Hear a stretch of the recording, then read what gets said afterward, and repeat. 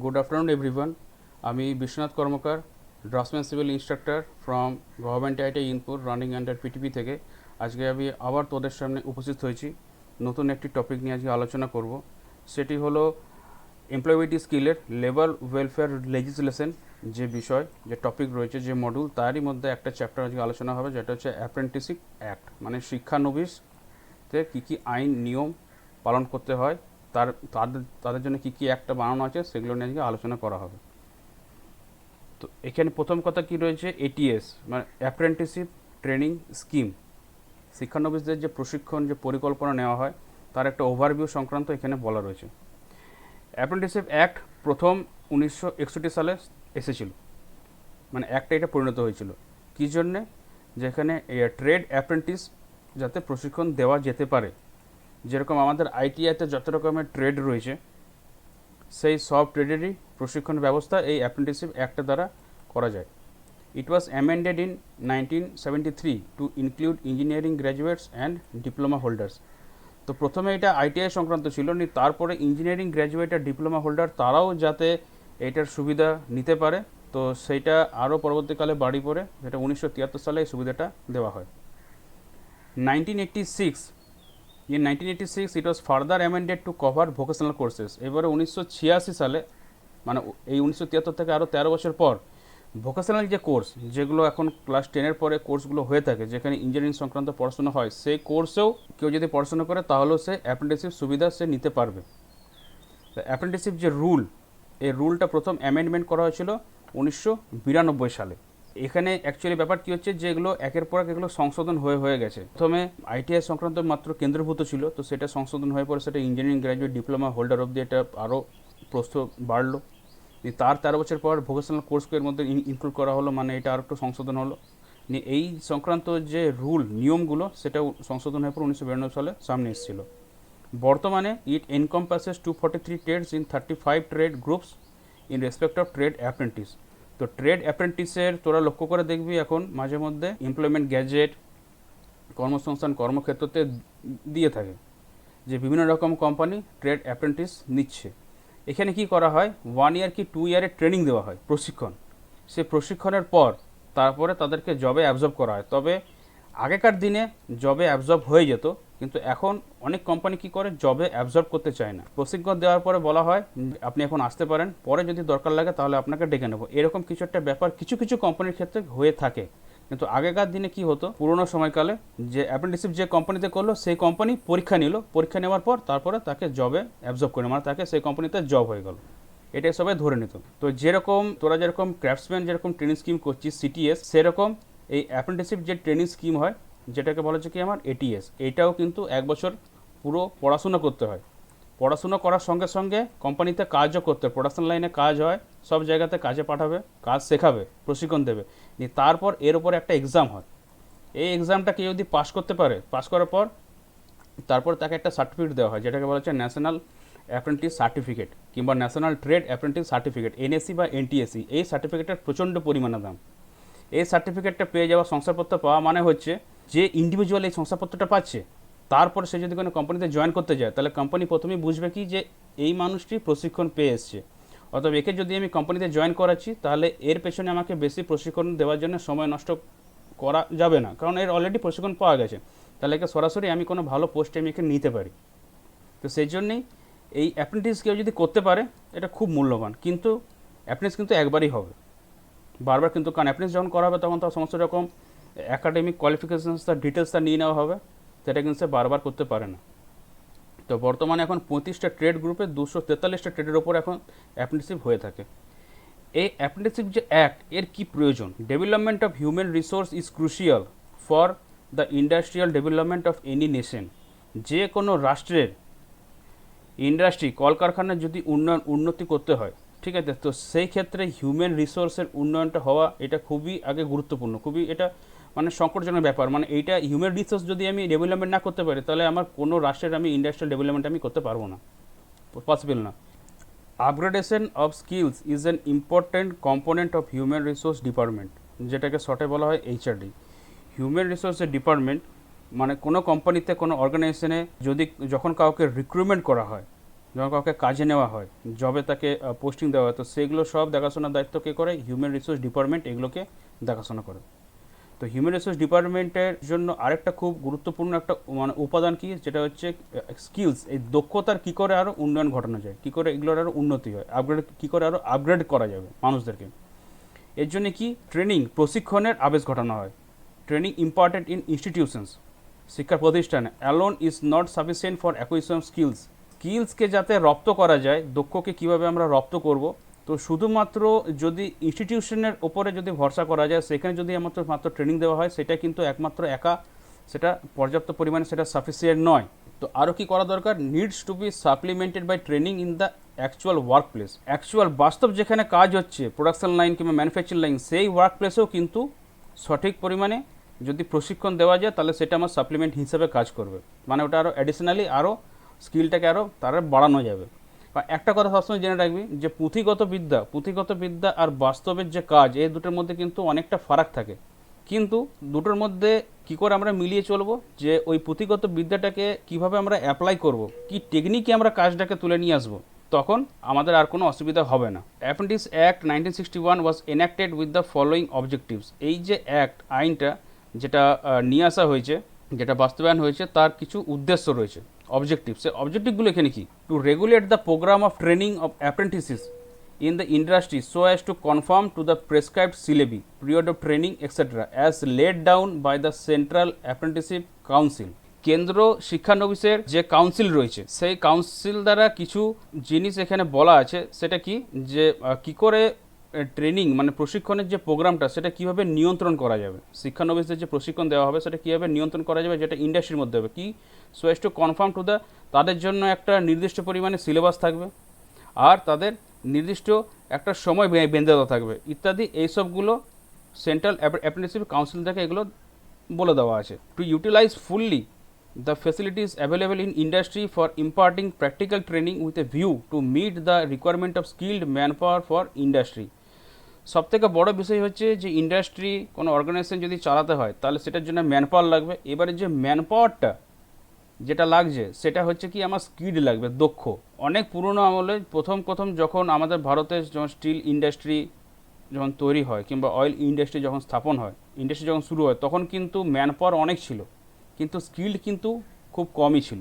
তো তখন এরকমও পোস্ট ছিল, যেটা হচ্ছে আনস্কিল, সেমি স্কিল, স্কিল্ড, মানে যারা একদমই কোনো কিছু জানে না, যারা অর্ধেকটা অল্প জানে, কিংবা যারা পুরোটা ভালো করে জানে, এইভাবে আস্তে আস্তে তাদেরকে গ্রেডিং করা হতো, সেই অনুপাতে তাদের প্রমোশনও হতো। কিন্তু এখন এই বর্তমান যুগে এত প্রতিযোগিতামূলক হয়ে গেছে যে স্কিল ম্যান পাওয়ারের খুব বেশি প্রয়োজন, প্রচণ্ড পরিমাণে প্রয়োজন। কি করে বেশি স্কিল ম্যান পাওয়ার কাজে লাগাতে পারবো? তো সেটার জন্য কি বাস্তবে কিছু প্রশিক্ষণ দেওয়া হয় ইন্ডাস্ট্রিতে, সেসব জায়গাতে, যাতে সেসব ফ্যাসিলিটিগুলো যাতে ঠিকভাবে ইউজ করা যায়। এবারে এই যে অ্যাক্টের যে বাস্তবায়ন হয়েছে, এইটা কে মনিটরিং করে, কার দ্বারা এটা মনিটরিং, কে এটাকে পর্যবেক্ষণ করে? সেটা হচ্ছে DGET is responsible for implementation of the act in the respect of trade apprentice in the central government undertakings and departments. This is done through 6 regional directorate of apprenticeship training located at Chennai, Hyderabad, Mumbai, Kanpur, Faridabad and Kolkata. Directorate general of employment and training, DGET, এইটাই হচ্ছে মানে এরই দায়িত্ব থাকে কি, যে এই অ্যাক্টটা, যে অ্যাপ্রেন্টিসশিপ অ্যাক্টটা, সেটা কীভাবে ইমপ্লিমেন্টেশন হচ্ছে। এবারে কোন রেসপেক্টটা হবে, সেটা হচ্ছে যে ট্রেডের অ্যাপ্রেন্টিসশিপ হবে, সেই ট্রেডের রেসপেক্টে। সেটা কোথায় হচ্ছে, যে কিছু সেন্ট্রাল গভর্নমেন্ট আন্ডারটেকিংস থাকবে, আর কিছু সেন্ট্রাল গভর্নমেন্টের ডিপার্টমেন্ট থাকবে। এইবারে এইটাকে তোর 6টা রিজনালে এটা ভাগ করা আছে, 6 regional directorate of apprenticeship training. সেটা কোথায় কোথায় রয়েছে? একটা আছে চেন্নাই, একটা আছে হায়দ্রাবাদ, একটা মুম্বাই, একটা কানপুর, একটা ফরিদাবাদ, একটা কলকাতা। এবারে হচ্ছে রাজ্যের ব্যাপারে আসছি। এটা হয়ে গেল কি সেটেলের। রাজ্যের কি, state apprenticeship advisers are responsible for implementation of the act in respect of trade apprenticeship in state government undertakings, department and private establishment. রাজ্যের যেটা দেখাশোনা করে, যে স্টেট অ্যাপ্রেন্টিসশিপ, এটার জিনিসগুলো ব্যাপারে বলে, তো তাদের দায়িত্বে কী থাকে, সেসব যে অ্যাডভাইসার্স থাকছে, তারা হচ্ছে কি, যে এই একটা রাজ্যের ভেতরে যে আন্ডারটেকিং রয়েছে, স্টেট গভর্নমেন্ট আন্ডারটেকিং, কিংবা ফুললি স্টেট গভর্নমেন্ট, কিংবা স্টেট গভর্নমেন্ট যে ডিপার্টমেন্ট, কিংবা প্রাইভেট এস্টাবলিশমেন্ট, এইসব জায়গাতে কী করে ট্রেড অ্যাপ্রেন্টিস করা যায়, সেই সব জিনিসগুলো, তার অ্যাক্টগুলো বাস্তবায়ন করছে যে কি, স্টেট অ্যাপ্রেন্টিসশিপ অ্যাডভাইসার্স, মানে স্টেটের আন্ডারে এইটা পুরোপুরি আসছে।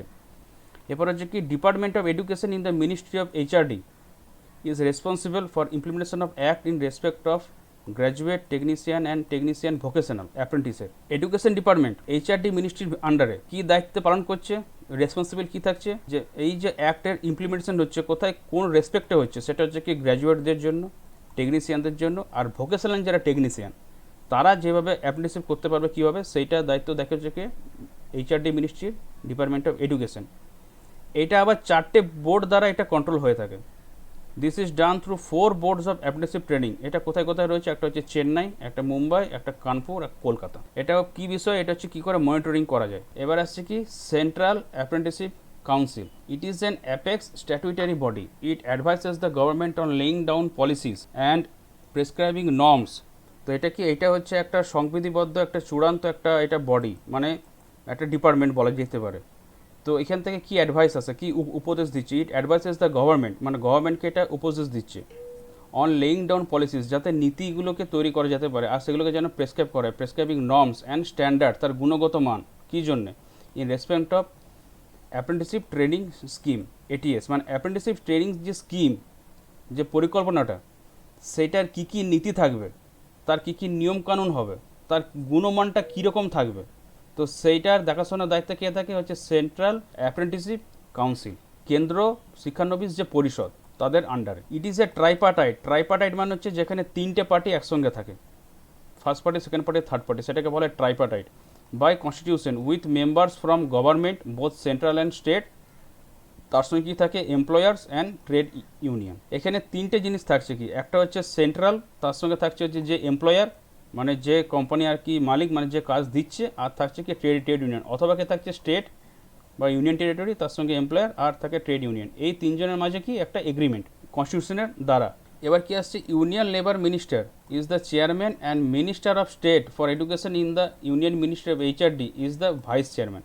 এবার চেয়ারম্যান কী হবে, চেয়ারম্যান হচ্ছে এইসবের চেয়ারম্যান হচ্ছে কি ইউনিয়ন লেবার মিনিস্টার, তিনি হবেন চেয়ারম্যান। আর ভাইস চেয়ারম্যান কে হচ্ছে minister of state for education in the union ministry of HRD. তো তা এই সবের দিয়ে কি আমার এই কাউন্সিলটা গঠন হচ্ছে, মানে পরিষদটা, এই পরিষদটা গঠনের পর ওনারা এইসব জিনিসগুলো দেখছেন, দরকার পড়লে সেরকম কোনো উপদেশ সরকারকে, সেন্ট্রালকে, কিংবা রাজ্য, কিংবা এমপ্লয়ার, কিংবা ট্রেড ইউনিয়নকে ওনারা দিয়ে থাকে। এরপর আসছে স্টাইপেন্ড।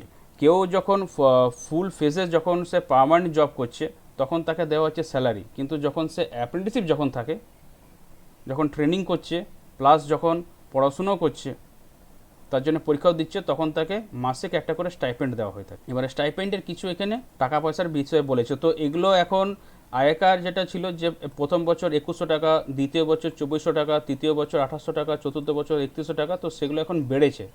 এগুলো কিন্তু আস্তে আস্তে একটা ইনক্রিজ হয়েছে, এখন আর 2100 টাকা নেই, 2100 টাকা অনেক আগে ছিল, কিন্তু এখন এটা বেড়েছে এটা। তো ঠিক সেরকম গ্র্যাজুয়েটদের জন্যও, গ্র্যাজুয়েট ইঞ্জিনিয়ার, ঠিক আছে, technician diploma holder, technician diploma, sandwich course, তাদের জন্য বিভিন্ন রকম এখানে স্টাইপেন্ড রয়েছে। তো এই যে স্টাইপেন্ডটা, এই যে স্টাইপেন্ডের উপরে কতটা খরচা হবে, যে ট্রেড অ্যাপ্রেন্টিসশিপ, যে মানে কেউ হয়তো ইলেকট্রিশিয়ানে করছে অ্যাপ্রেন্টিসশিপ, কেউ হয়তো ফিটারে করছে, কেউ হয়তো ডাস্টম্যান সিভিলে করছে, কেউ সার্ভেয়ারে করছে, কেউ টার্নারে করছে, কেউ হচ্ছে মেশিনিস্টে করছে, তো বিভিন্ন ট্রেডে তারা অ্যাপ্রেন্টিসশিপ করছে শিক্ষানবিশ। তো তাদের জন্য স্টাইপেন্ড যে কত খরচা করবে সেটা মেনলি ঠিক করে কারা, যারা এমপ্লয়ার হয় তাদেরকে এইটাও কিন্তু একটা নির্দেশ, একটা উপদেশ দেওয়া থাকে যে এরকম একটা স্টাইপেন্ড যেন ঠিক করা হবে, যে সেটাতে যেন ওদের কোনো অসুবিধা না হয় ইকোনমিক্যালি। তো গ্র্যাজুয়েট ইঞ্জিনিয়ারের কত 3500 টাকা পার মান্থ। তো বিভিন্ন রকম রয়েছে, 3560 পার মান্থ, 2530 পার মান্থ, তারপরে হচ্ছে 2530 পার মান্থ, 2070 পার মান্থ, এরকম করে বিভিন্ন রকম রয়েছে। মানে graduate engineer SW, state works, technician diploma holder, technician diploma sandwich course.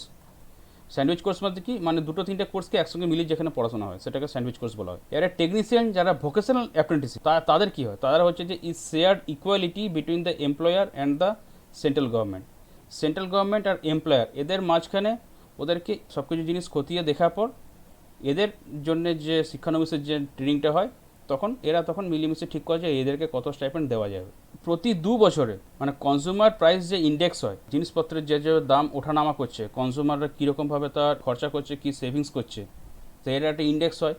তো সেই ইন্ডেক্স মানে সেই যে স্কেল বা তার চার্ট, তো তার উপরে বেস করে যে রেটসগুলো স্টাইপেন্ড যেটা দিচ্ছে সেটা প্রতি 2 বছরে করে রিভাইজড হয়। এই ক্ষেত্রে কি বুঝতে পারছি, তার মানে এগুলো বাড়তে পারে, এগুলো বাড়তে থাকে, কারণ কনজিউমার অ্যাপ্লায়েন্সেস, কনজিউমার গুডসের প্রাইস যেরকম ইনক্রিজ করে, সেরকম তার মানে এদেরও স্টাইপেন্ডে ইনক্রিজ করবে। তার মানে কি মার্কেট এর উপর বেস করে তাদের স্টাইপেন্ডগুলোকে ঠিক করা হয়। ঠিক যেরকম স্যালারি। এবারে ট্রেনিং অফ ট্রেড অ্যাপ্রেন্টিস, যেটা এখানে বলা ছিল যে 35 ট্রেডে 200 ট্রেড গ্রুপে 243 ট্রেডে বর্তমানে এখন ট্রেড অ্যাপ্রেন্টিস হবে, সেটা এখানেও বলা আছে যে 243 trades in 35 trade groups and informal sector have been designated. Qualification এখানে কীরকম থাকে, ক্লাস 8 পার থেকে ক্লাস 12 প্লাস, মানে 10+2 সিস্টেম, আর কিছু কেসে বিএসসি। মিনিমাম এজ কেউ যদি করতে চায় তাহলে কত, 14 ইয়ার্স। যেরকম ওয়েল্ডার, মেকানিক, ডিজেল ইঞ্জিন, এগুলো হচ্ছে ক্লাস 8 পাসের কোর্স। তো ক্লাস 8 পাসের কোর্স এরকম আরও আছে। তো সাধারণত কেউ যদি ক্লাস 10 পাস করে তার এজ কত ধরা হয়, 16 ইয়ার। কেউ হয়তো 16 ইয়ার থেকে 15 ইয়ার্স 5 মান্থস কিংবা 6 মান্থও কেউ মাধ্যমিক দিয়ে দেয়, আবার কারোর হয়তো 17 ইয়ার্সও থাকে। তো 16 ইয়ার্সকে ধরা হয়। তো সেরকম ক্লাস 8টাকে ধরা হচ্ছে 14 ইয়ার্স। তো 14 বছর বয়স যদি হয় তাহলে সে অ্যাপ্রেন্টিসশিপ তখন প্রশিক্ষণ সে নেওয়ার যোগ্য। কারণ যেরকম ওয়েল্ডার, মেকানিক, ডিজেল ইঞ্জিন। এবারে পিরিয়ড অফ ট্রেনিং ভ্যারি কীরকম হয়, 6 মাস থেকে 4 বছর। কোনো কোনো কোম্পানিতে 6 মাস থাকে, কোনো কোম্পানিতে 1 বছর, কোনো ট্রেডের ক্ষেত্রে 2 বছর, আবার সেক্ষেত্রে এটা বেড়ে 4 বছরও হতে পারে। মানে তার মানে সে প্রশিক্ষণটা আরও বেশি বড় পাবে, অনেক বেশি প্রশিক্ষণ পাবে। Apprenticeship training is linked with craftsman training scheme conducted in industrial training institute. এই যে সিটিএস, তোরা যে কোর্সটা এখন করছিস, ক্রাফটসম্যান ট্রেনিং স্কিম, ক্রাফটসম্যানদের প্রশিক্ষণ যে পরিকল্পনা, যে স্কিমটা, এইটা হচ্ছে লিঙ্ক থাকছে কার সঙ্গে, এর সঙ্গে লিঙ্ক আছে অ্যাপ্রেন্টিসশিপ ট্রেনিংয়ের। কারণ সিটিএসে যা পড়াশোনা হয় এটিএসেও ঠিক সেমই পড়াশোনা হয়। হ্যাঁ, তবে একটা জিনিস কি, যে এটিএসে প্র্যাকটিক্যালটা বেশি থাকে আর তার সঙ্গে এক্সট্রা কিছু প্লাস থাকে। কারণ যেহেতু ইমপ্লিমেন্ট হচ্ছে, মানে বাস্তবে তোরা এবারে কাজ করবি, তো সেক্ষেত্রে কাজ কীভাবে হয় সেই জিনিসগুলো তোদেরকে জানতে হবে। তো কিছু জিনিস এক্সট্রা থাকে practically. Rebate in period of apprentice training is allowed to pass out from ITI in relevant trades. এবারে আইটিআই থেকে কেউ যে ট্রেড নিয়ে পড়াশোনা করছে প্রাসঙ্গিক, কেউ হয়তো ড্রাফটসম্যান সিভিল নিয়ে পড়লো, সে হয়তো ড্রাফটসম্যান সিভিলে সে হয়তো চাইছে আমি অ্যাপ্রেন্টিসশিপ করব। এখানে কি বলছে যে কিছু ক্ষেত্রে যারা পাস আউট হয় আইটিআই ট্রেড থেকে, তাদের ক্ষেত্রে এই অ্যাপ্রেন্টিসশিপ ট্রেনিংয়ের যে প্রশিক্ষণের জন্য কিছু পিরিয়ডের জন্য তাদের রিবেট মানে কিছুটা ছাড় দেওয়া হয়। সেটা ডিপেন্ড করছে তোর অ্যাজ পার কী ট্রেড রয়েছে, কীরকম সে ট্রেনিং নেবে, সে কবে পাস আউট হয়েছে, সে সবগুলো জিনিস এখানে চেক করে দেখা হয়। যেটা কোম্পানির যে এমপ্লয়ার থাকছে, এমপ্লয়াররা এগুলো চেক করে দেখে। আর যে অ্যাক্ট আছে সে অ্যাক্টের সঙ্গে ঠিক মতন মিলছে কিনা সেটাও দেখতে হবে। Training comprises of basic training, practical training and related instructions as per prescribe syllabus for each trade. প্রতিটা ট্রেডের জন্য কি সিলেবাস থাকে প্রতিটা ট্রেডের। যেমন ভারত স্কিলে তোরা যখন যাবি ওখানে দেখবি সিটিএস, আমরা এখন ক্লিক করি তোদের জন্য, পাশে দেখবি তো থাকে হচ্ছে সিআইটিএস। সিআইটিএস হচ্ছে যারা ইনস্ট্রাক্টর তাদের জন্য। তার পাশে থাকে দেখবি হচ্ছে এটিএস। তো এটিএসটাই কি, অ্যাপ্রেন্টিসশিপের জন্য ওইখানে টোটাল সিলেবাস থাকে। তাদের কীভাবে বেসিক ট্রেনিং হবে, তাদের কীভাবে প্র্যাকটিক্যাল ট্রেনিং হবে, আর তার সম্পর্কিত কিছু নির্দেশ সব কিছু সিলেবাসের মধ্যে দেওয়া থাকে। এবারে basic training and related instructions সেগুলো কারা কন্ডাক্ট করে, সেগুলো কারা ফলো আপ করে নিয়ে যায়, সেটা দায়িত্ব থাকে হচ্ছে বেসিক ট্রেনিং সেন্টার, যেগুলোকে বলে বিটিসি। সেটা কোথায় সেট আপ করে, set up within the establishment for freshers. মানে একটা কোনো কোম্পানি, একটা এস্টাবলিশমেন্ট, সে এস্টাবলিশমেন্টের মধ্যে বেসিক ট্রেনিং সেন্টার ওইখানে স্থাপন করতে হবে, সেইখানে বেসিক ট্রেনিং আর প্র্যাকটিক্যাল ট্রেনিংগুলো দেওয়া হয়। Seats for trade apprentices are located by the apprenticeship advisor on the basis of prescribed ratio of apprentices to workers and availability of training facilities. যে ট্রেডে apprenticeship করছে তার যে সিটসগুলো, যে কতজন ভর্তি হবে না হবে, আর লোকেটেড কী হবে, কে সেগুলোকে ঠিক করছে কে, যে অ্যাপ্রেন্টিসশিপ অ্যাডভাইজার, যে উপদেশ দিচ্ছে রিগার্ডিং অ্যাপ্রেন্টিসের। এবারে কোন বেসিসে ঠিক করবে, কোন ভিত্তিতে, সেটা কী হচ্ছে যে অ্যাপ্রেন্টিসশিপ সঙ্গে কত ওয়ার্কার, মানে ওয়ার্কার তো ধরনের কোম্পানিতে রয়েছে, এবার আমি তার সঙ্গে আমি নিচ্ছি হচ্ছে অ্যাপ্রেন্টিসশিপ, তাহলে এদের মধ্যে অনুপাত, সেই অনুপাতটা দেখা হয়। এই যে prescribe ratio of apprenticeship to worker, মানে কত ওয়ার্কারের জন্য আমি কত অ্যাপ্রেন্টিসশিপ আমি নিতে পারবো। কারণ বেশি নিতে আমার দরকার নেই, কারণ ওয়ার্কার অলরেডি আমার কাজ করছে, এবার আমি এক্সট্রা করে কিছু আমি অ্যাপ্রেন্টিসশিপ নিচ্ছি। তো যাদেরকে আমি অ্যাপ্রেন্টিসশিপ নেবো তাদেরকে আমি ট্রেনিং দেবো, প্রশিক্ষণ দেওয়ার পর তাদেরকে আমি প্রোডাকশন লাইনে, ম্যানুফ্যাকচার লাইনে তাদেরকে আমি কাজে লাগাবো। তো সেখানে তো আমার অলরেডি ওয়ার্কার কাজ করছে, তাহলে কি আমাকে একটা অনুপাত ঠিক করতে হবে যে আমার ওখানে কতগুলো আর অ্যাপ্রেন্টিসশিপ দরকার আছে ওই কোম্পানিতে ওই পজিশনটার জন্য। তো সেগুলো অ্যাপ্রেন্টিসশিপ যে অ্যাডভাইসার থাকে সেটা ওই সিটটা তারা ঠিক করে যে কতগুলো তুমি নেবে। And availability of training facilities, আর তার সঙ্গে দেখা হয় যে আমি কতজনকে আমি ট্রেনিংয়ের সুবিধা, প্রশিক্ষণ সুবিধা আমি দিতে পারবো, সেটাও চেক করো। তাহলে দেখা যাচ্ছে আমি সুবিধা দিতে পারবো হচ্ছে আমি 10 জনকে, সেখানে আমি হয়তো নিচ্ছি, আমি রিক্রুট করছি হয়তো 20 জনকে, তাহলে আমার তো 20 জন তো দরকার নেই, আমার তো 10টা হলেই হবে। তো সেগুলো কে দেখে কারা? অ্যাপ্রেন্টিসশিপ যারা অ্যাডভাইজার থাকে তারা। Engagement of trade apprenticeship is done twice in a year, বছরে দুবার করে অ্যাপ্রেন্টিসশিপ নেওয়া দরকার, মানে এমপ্লয়ীদেরকে নিতে হবে, এরকম একটা অ্যাক্ট করা আছে। সেটা কোন কোন সময়তে? একবার নিতে হবে মার্চে, একবার নিতে হবে সেপ্টেম্বরে, 2 Times. Every apprenticeship and employer has to enter into a contract of apprenticeship training which is registered by apprenticeship advisor. Apprenticeship advisers দ্বারা এইটা বলে দেওয়া থাকে যে প্রতিটা অ্যাপ্রেন্টিস আর যে এমপ্লয়ার, যে কোম্পানিতে হয়তো জয়েন করতে চলেছে, তার মানে কি কোম্পানির মালিক, চেয়ারম্যান, তারাই তো আমার এমপ্লয়ার হচ্ছে। তো তাদের কাছে তোরা হয়তো অ্যাপ্রেন্টিসশিপ করতে গেলি, তাহলে ওই তোদের দুজনের মধ্যে কি চুক্তি হবে? অ্যাপ্রেন্টিসশিপ যে ট্রেনিং তোরা প্রশিক্ষণ করবি তার একটা কন্ট্রাক্ট থাকবে। সে কন্ট্রাক্টটা রেজিস্ট্রেশন কে করবে? রেজিস্ট্রেশন করার দায়িত্ব থাকবে কি? অ্যাপ্রেন্টিসশিপ অ্যাডভাইসার দ্বারা, কারণ ওরা সমস্ত কিছু নথি খতিয়ে দেখবে যে সব কিছু ঠিকঠাকভাবে কন্ট্রাক্টটা ফিল আপ হয়েছে কিনা। কারণ অনেক ক্ষেত্রে কিছু কিছু প্রশিক্ষণপ্রাপ্ত মানে ট্রেনিং যারা করে, যারা ট্রেনিং হয়, তারা কি ভেবে নেয় যে আমি অ্যাপ্রেন্টিসশিপ পেয়ে গেছি মানে কিন্তু আমি পার্মানেন্ট হয়ে গেছি। এটা কিন্তু ভুল কথা। এটা আগেকার দিনে কি হতো, যে আগে বললাম যেরকম যে অ্যাপ্রেন্টিসশিপ হতো, পরীক্ষায় যদি পাস করতো, তারপর তাকে তাকে অ্যাবজর্ব করে নিত, জবে তাকে নিয়ে নিত, মানে তার মানে সে এখানে ধরে নেয় এক প্রকার পার্মানেন্ট হয়ে গেল। কিন্তু এটা এখন আর খুব কম দেখা যায়। Employers and apprenticeships have to be fulfil their obligations under the act. যে নিয়ম, যে অ্যাক্টটা, সেই অ্যাক্টের আন্ডারে তাদের যদি কোনো কিছু অব্লিগেশনস থেকে থাকে, তাদের যদি কিছু প্রবলেম, যদি কিছু সুবিধার কথা, অসুবিধা যা আছে জিনিস হোক না কেন, সেইটা তাদেরকে অ্যাক্টের মধ্যে তাদেরকে ফুলফিল করতে হবে। ধরনের কোনো দায়িত্ব, এই অ্যাক্টের আন্ডারে এটাও বলে দেওয়া থাকে যে এমপ্লয়ারদের কী দায়িত্ব থাকবে আর অ্যাপ্রেন্টিসদের কী দায়িত্ব থাকবে। এরপরে আসছে কি? Trade testing and certification of trade apprenticeship. Trade নিয়ে পড়াশোনা চলছে, তার উপর টেস্ট আর তাদের শংসাপত্র দেওয়া, তার মানে কি? পরীক্ষা। তো এই জন্য কী পরীক্ষা হয়? All India trade test, AITT. তো এআইটিটি কাদের? For apprenticeship. কখন হয়? বছরে দুবার কন্ডাক্ট করা হয়। একটা হচ্ছে এপ্রিল মে, একটা হচ্ছে অক্টোবর নভেম্বর। বছরে দুবার কিন্তু পরীক্ষা হয়। যেরকম তোরা এখন কিসে পরীক্ষা দিচ্ছিস, তোদের যে পরীক্ষা হবে সেটাও তোদেরও কিন্তু এআইটিটি হবে। কিন্তু তোদের যে অল ইন্ডিয়া ট্রেড টেস্ট হবে, তো নিচে কি লেখা থাকবে? নিচে লেখা থাকবে সিটিএস, মানে ক্রাফটসম্যান ট্রেনিং স্কিম। আর এরা যে পরীক্ষাটা দেবে সেটা হচ্ছে কি? এআইটিটি, কিন্তু এদের জন্য কি থাকবে? সেটা হচ্ছে এটিএস, মানে apprenticeship training scheme.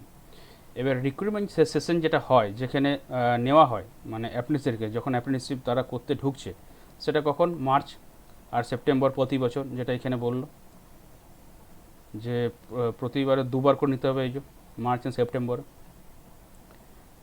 However, the establishment are allowed to recruit trade apprentices up to 15th of April and 15th of October every year. Accordingly, the apprenticeship completing apprenticeship training as on 15th of October and 15th of April will be eligible for examination. এখানে বিষয়টা কি বলছে যে প্রতি বছর March আর সেপ্টেম্বরে recruitment session চালু হচ্ছে। তা সত্ত্বেও 15 এপ্রিল অবধি, আর যদি সেকেন্ড সেশন ধরি সেটা হচ্ছে 15 অক্টোবর অবধি, প্রতি বছর এতটা অবধি মেয়াদ বাড়ানো থাকে যে তারা ট্রেড অ্যাপ্রেন্টিসশিপ তারা নিয়োগ করতে পারে, তারা রিক্রুট করতে পারে।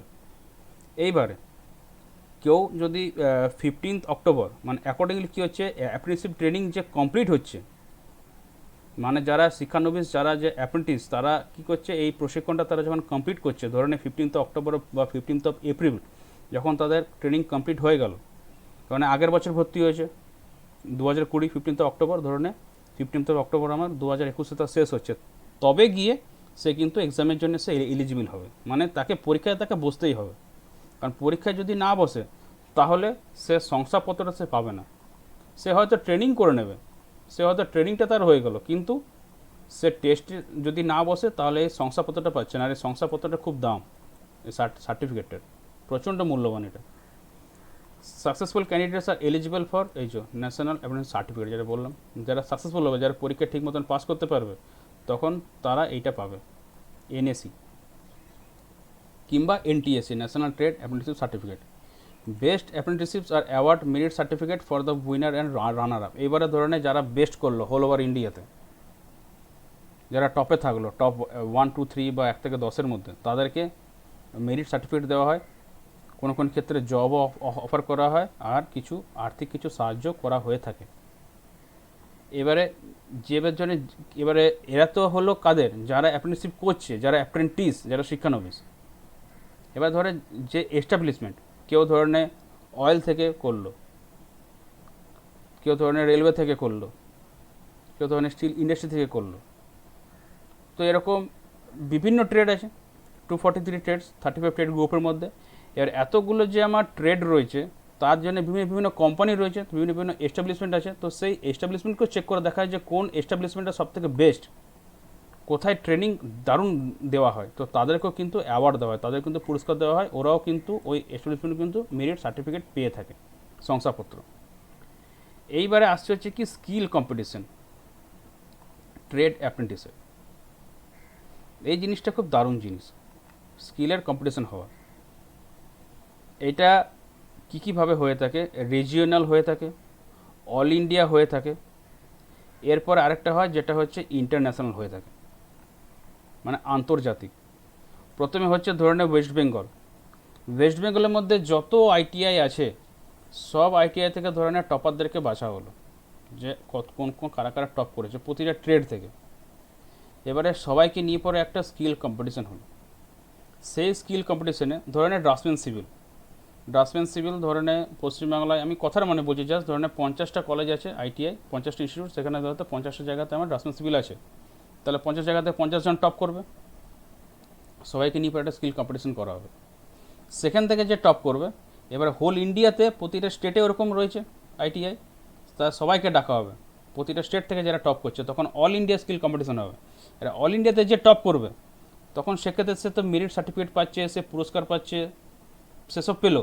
তারপর একটা ইন্টারন্যাশনাল একটা হয়, সে ইন্টারন্যাশনাল যে টপ করবে, তখন সে একটা আলাদা লেভেল, তার আলাদা একটা ব্র্যান্ড হয়ে যাবে, সে একটা মানুষটা একটা ব্র্যান্ড হয়ে যাবে।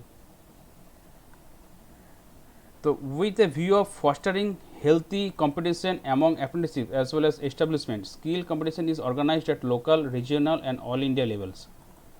লোকালের ক্ষেত্রেও হতে পারে, ধরে নেয় আমি সাপোজ কথা বলছি, ধরে নেয় বাঁকুড়া জেলা কিংবা বর্ধমান জেলা। তো বাঁকুড়া জেলাতে অনেক আইটিআই আছে, বর্ধমান জেলাতে অনেক আইটিআই আছে, আবার 24 পরগনাতে অনেক আছে, পুরুলিয়াতেও অনেক আছে। তো ধরে নেয় লোকালের মধ্যে একটা অর্গানাইজ করা হলো স্কিল কম্পিটিশন।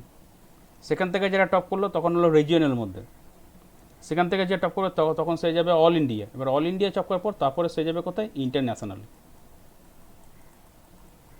তো এইভাবে জিনিসগুলো আর কি হয়ে থাকে।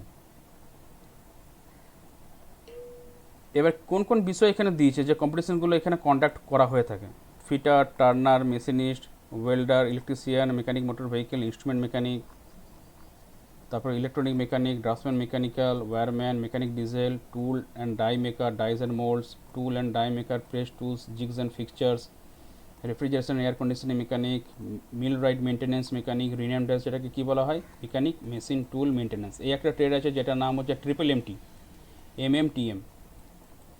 অনেক ক্ষেত্রে কেউ MMTM বলে, আবার কেউ বলা থাকে কি MMT বলে এটাকে, এই ট্রেডটাকে মেকানিক মেশিন টুল মেনটেন্যান্স, যেটার আগে কি নাম ছিল, মিল রাইট মেনটেন্যান্স মেকানিক। তো এই হচ্ছে বিষয়। এরপরে যেটা আসছে সেটা হচ্ছে জেনারেল। সাধারণত কি বলছে, যে regional directorate of apprenticeship training, যেটাকে বলে RDAT, চেন্নাই যেটা রয়েছে, মানে চেন্নাইতে যে RDAT আছে, তাদের উপর কী দায়িত্ব থাকছে, তারা কিসের জন্য রেসপন্সিবল, কি for implementing the apprenticeship act in 1961। 1961 সালে যে অ্যাপ্রেন্টিসশিপ অ্যাক্টটা, সেটা কীভাবে বাস্তবায়ন হচ্ছে, সেটার দায়িত্বে কে থাকছে, RDAT Chennai. In respect of, কোন রেসপেক্টে, ট্রেড অ্যাপ্রেন্টিস কোথায় কোথায়, central sector establishment, departments, office situated কোথায় থাকবে, সিচুয়েটেড হচ্ছে in the states of Tamil Nadu, Kerala, Pondicherry, union territory of Lakshadweep, মানে সাউথ ইন্ডিয়ার দিকটা। তো সেটার হেডকোয়ার্টার কোথায় করছে RDAT, চেন্নাইতে। এছাড়াও আর কোথায় কোথায় তাদেরকে এনগেজ হতে হয় পর্যবেক্ষণ করার জন্য, it is also engage in monitoring of implementation of apprenticeship act in respect of trade apprenticeship in state public sector departments and private sector establishment coming under the preview of the state apprenticeship advisors of the above states. তো ওপরের যে স্টেটগুলো, সেই স্টেটে তো কী করে apprenticeship ঠিকঠাকভাবে হচ্ছে কি না, কোন কোন এস্টাবলিশমেন্টে হচ্ছে, সেগুলো তো ওরা রেসপন্সিবল, ওরা তো বাস্তবায়ন করছে, দেখাশোনা করছে। এটার সঙ্গেও আরও কিছু পর্যবেক্ষণ দরকার থাকে, যেটা করে ইমপ্লিমেন্ট করে থাকে। সেটা কোথায়, ধরনের কোনো স্টেট পাবলিক সেক্টর বা স্টেট পাবলিক ডিপার্টমেন্ট বা প্রাইভেট সেক্টরে এস্টাবলিশমেন্টগুলোতে, সেখানেও কিন্তু অ্যাপ্রেন্টিসশিপ অ্যাডভাইজার নিয়োগ করা হয়, আর সেগুলোকে ওরা পর্যালোচনা করে ওরা দেখে, পর্যবেক্ষণের মধ্যে রাখে। এবারে কি হয়, সার্ভে করা হয়, সার্ভে আবার রিসার্ভে অফ এস্টাবলিশমেন্ট, এবারে যেখানে ট্রেনিংটা হচ্ছে সে ট্রেনিংয়ের জায়গাটা সঠিক আছে কি না সেগুলোকে তো চেক করে দেখতে হবে, সেগুলো তো রুটিন চেক একটা লাগবে, সেই সার্ভেগুলো করা হয় এস্টাবলিশমেন্টের। এইটা কে দেখে? This directorates conduct survey of central establishment to assess the training facility and issues notification under the apprenticeship act on the quota of trade apprenticeship to be trained in different trades in this establishment. যে এস্টাবলিশগুলো থাকছে, তো এই যে directorate মানে এই যে RDAT, regional director of apprenticeship training, তো এটা যেরকম চেন্নাইতে আছে সেরকম RDAT কলকাতা আছে, RDAT দিল্লি আছে, RDAT কানপুর আছে। তো প্রতিটা রিজিয়নে এক একটা করে এগুলো ভাগ করা আছে। এরা কি করে, সেন্ট্রাল যে এস্টাবলিশমেন্ট থাকছে, যে কেন্দ্রের যে কোম্পানিগুলো যেগুলো টোটালি ধরনের মানে সেন্ট্রাল কোম্পানি বা সেন্ট্রাল আন্ডারটেকিং বা সেন্ট্রাল এডেড, তো সেসব জায়গায় যে ট্রেনিং ফেসিলিটিগুলো কীরকম সেগুলোকে ওরা সার্ভে করে দেখে। তার সঙ্গে যদি কোনো কিছু নোটিফিকেশন জারি করা থাকে সেটা ওনাদেরকে জানায়, যেটা অ্যাপ্রেন্টিসশিপ অ্যাক্টের মধ্যে পড়ছে, যাতে করে কি যে ট্রেড অ্যাপ্রেন্টিসশিপ যারা ভর্তি হচ্ছে, রিক্রুটমেন্ট চলছে, তাদের যেন ঠিক মতন ট্রেনিং হয়ে থাকে বিভিন্ন ট্রেডে। এবারে কি হচ্ছে, আবার রিসার্ভেও অনেক সময় করা হয়। কোথায়? এই সেন্ট্রাল এস্টাবলিশমেন্টে, যেটা হয়তো অলরেডি হয়তো অ্যাপ্রেন্টিসশিপ অ্যাক্টের আন্ডারে কভার রয়েছে, তো তাদের কি সার্ভে করার পর আবার রিসার্ভেও করে দেখা হয়। এবার কখন করা হয়? রেগুলার ইন্টারভ্যালে, to assess the training facility and issue revised quota notification. মানে কি, প্রশিক্ষণ যে পদ্ধতিটা, সে প্রশিক্ষণ পদ্ধতিটাকে কীভাবে তারা এগিয়ে নিয়ে যাচ্ছে সেটাকে এরা চেক করে দেখে RDAT, যে প্রশিক্ষণ যারা পাওয়ার কথা, যারা অ্যাপ্রেন্টিসশিপ করতে ঢুকছে তারা ঠিক মতন প্রশিক্ষণ পাচ্ছে কি না, সব কিছু তাদের কাছে টুলস আছে কি না, সব মেশিনারিজ রয়েছে কি না, এগুলোকে চেক করে দেখা, বারবার করে সার্ভে করা। এবার হচ্ছে মনিটরিং অফ ইমপ্লিমেন্টেশন, মানে এই যে ইমপ্লিমেন্ট চলছে, যে বাস্তবায়ন হচ্ছে, সেটাকে কি পর্যবেক্ষণ করা বারবার। তো এই ডিরেক্টরেট কী করছে, সেটা মনিটরস করছে কি, যে implementation of apprenticeship act in the notified establishment by obtaining monthly and other periodical returns and undertakes corrective measures. মানে সেন্ট্রাল কিংবা স্টেটের যে এস্টাবলিশমেন্ট রয়েছে, মানে যেগুলো সরকারি ক্ষেত্রে হয়, আবার কিছু কিছু তো ডিরেক্টরেট থাকে যেগুলো হচ্ছে স্টেটের আন্ডারে, তারা দেখাশোনা করে স্টেটেরগুলো, আর যেগুলো রিজিওনাল যেগুলো RDAT থাকে সেগুলো দেখাশোনা করে মেনলি হচ্ছে কাদের সেন্ট্রাল আন্ডারে যেগুলো পড়ছে সেইগুলো। তো তাদেরকে কি মান্থলি কিংবা পিরিয়ডিক্যালি তাদের জন্য নোটিফিকেশান জারি হয়, যে কোন কোন নিয়ম পালন করতে হবে, কীভাবে করতে হবে, ঠিক আছে, সেগুলোকে মনিটর করে দেখা, যে একটা কোনো অ্যাক্ট হয়তো বলা হলো, এবারে সেই অ্যাক্টের ওপরে ঠিক মতন অ্যাক্টিং হচ্ছে কিনা, ঠিক মতন কাজ চলছে কিনা প্রতিটা এস্টাবলিশমেন্টে। আর সেখানে যদি কোনো কিছু ভুল থাকে তাহলে সেটা কীভাবে কারেকশন করব, সে কারেকশন করার পরিমাপটা কী হবে, কারেক্টিভ মেজার্সগুলো কী হবে, তো এগুলো সব কিছু RDAT এগুলো চেক করে থাকে। এবারে কন্ট্রাক্ট থাকে, সে কন্ট্রাক্টের আবার পুনরায় রেজিস্ট্রেশন হয়। The contract entered into by the apprentices and the employers আর স্ক্রুটনি। এই যে বলেছিলাম না, যে যারা অ্যাডভাইজার থাকে তারা কি করে, তারা সব কিছু তথ্য খতিয়ে দেখে। তো এই এমপ্লয়ার আর অ্যাপ্রেন্টিসের মধ্যে যে চুক্তিটা হয় সেটাকে স্ক্রুটনি করে দেখা হয়, খতিয়ে দেখা হয়, তারপরে সেটা রেজিস্ট্রেশন হয়।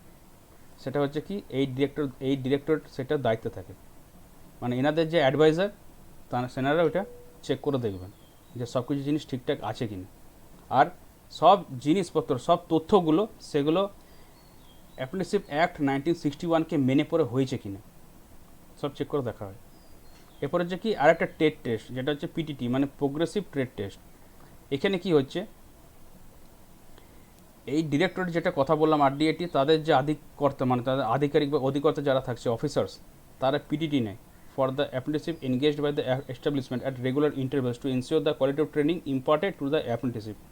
তাহলে কতগুলো পরীক্ষা হয় ভাব, এদিকে তো একটা আমার AITT পরীক্ষা হচ্ছে, যেটা AITT ATS, এছাড়াও মান্থলি কিংবা একটা পিরিয়ড ইন্টারভ্যাল, ধরনের 3 মাস কি 2 মাস অন্তর অন্তর এই RDATর যে অফিসাররা থাকবে তারা এক্সট্রা করে একটা পরীক্ষা নেয়। কাদের পরীক্ষা নেয়? যারা অ্যাপ্রেন্টিসশিপ করছে, যারা অ্যাপ্রেন্টিস, তাদের কীরকম পরীক্ষা হয়, কারণ তাদেরকে তো নিয়েছে হচ্ছে এস্টাবলিশমেন্টগুলো, তাদেরকে নিয়েছে, রিক্রুট করেছে, এবার তাদেরকে ট্রেনিং দিচ্ছে। এবার কীরকম তারা ট্রেনিং পাচ্ছে, তাদের ট্রেনিংয়ের গুণমানটা তারা কীরকম হচ্ছে, যেটাকে তাদের মধ্যে মানে আবেশ করা হচ্ছে ট্রেনিংটা, মানে প্রশিক্ষণ দেওয়া হচ্ছে, তো সেইটা কি কোয়ালিটি, সেই কোয়ালিটিকে যাচাই করার জন্য একটা প্রোগ্রেসিভ টেস্ট হয়।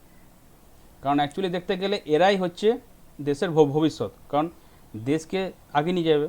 কারণ আজকে যাদের 60 বছর হয়ে যাবে তারা তো রিটায়ার করে যাবে, তো এবারে পরবর্তী আবার তো কাউকে না কাউকে আসতে হবে জায়গাটাতে পৌঁছানোর জন্য। তো তারা কীরকমভাবে কাজ করতে পারছে, তারা আদৌ ঠিক মতন কাজ জানে কি না, তারা ঠিক মতন প্রশিক্ষণ পেয়েছে কি না, তো এই প্রশিক্ষণ যেটা পেয়েছে সেটা কতটা তারা ইমপ্লিমেন্ট করতে পারছে, কতটা বাস্তবায়ন করছে, কীভাবে তারা অ্যাপ্লাই করছে, সেগুলো সব এখানে শিওর হয়, এনশিওর মানে পুরো নিশ্চিত হতে হবে। নিশ্চিত না হওয়া পর্যন্ত কিন্তু তাদেরকে প্রোডাকশন লাইনে পাঠানো হয় না। এরপর হচ্ছে কি, এই যে সেন্ট্রাল সেক্টর যে এস্টিমেটস থাকে তাদের ইন্সপেকশন হয়। The officers of this directorate conduct inspection of notified central structure establishment at regular interval and ensure that the apprenticeship training program is being carried out by the establishment as prescribed in the act.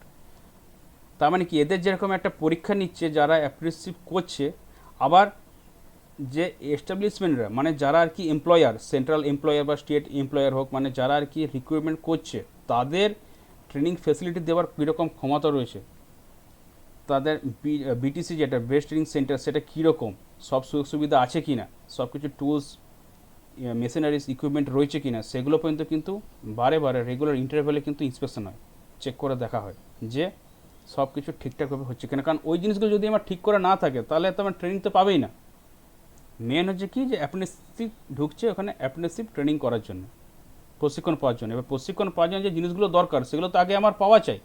যদি সেগুলো আমি না পাই তাহলে কী করে আমি ট্রেনিংটা ভালো করে আমি করাতে পারবো, কিংবা কী করে আমি ট্রেনিং করবো, তো সেগুলো সব ইন্সপেকশন হয়, খতিয়ে সব চেক করে দেখা হয়। আজকে এটুকু পড়ালাম, এর পরের দিন এই চ্যাপ্টারটা এটা শেষ করব, আর তারপর একটা নতুন চ্যাপ্টার ধরবো যেটা হচ্ছে কি এমপ্লয়ি স্টেট ইন্স্যুরেন্স অ্যাক্ট, যেটাকে বলা হচ্ছে কি আমার ইএসআই অ্যাক্ট। তো এতক্ষণ অবধি যা বোঝালাম, বুঝতে কোনো প্রবলেম কিছু, আশা করি কোনো অসুবিধার কথা নেই, কোনো অসুবিধা কিছু হলো বুঝতে? না স্যার। না স্যার। না স্যার। Okay, thank you. তো আমি একটা ছোটো টাস্ক দেবো, সেই টাস্কটা করে আমাকে জমা করবে তোরা সবাই, ঠিক আছে? Thank you sir. ঠিক আছে, তাহলে পরের দিন আবার দেখা হচ্ছে। স্টে সেফ, স্টে হোম, সবাই ভালো থাকবে। Okay, thank you sir. Okay, welcome, tata bye bye. Thank you sir. Okay, welcome, tata bye by.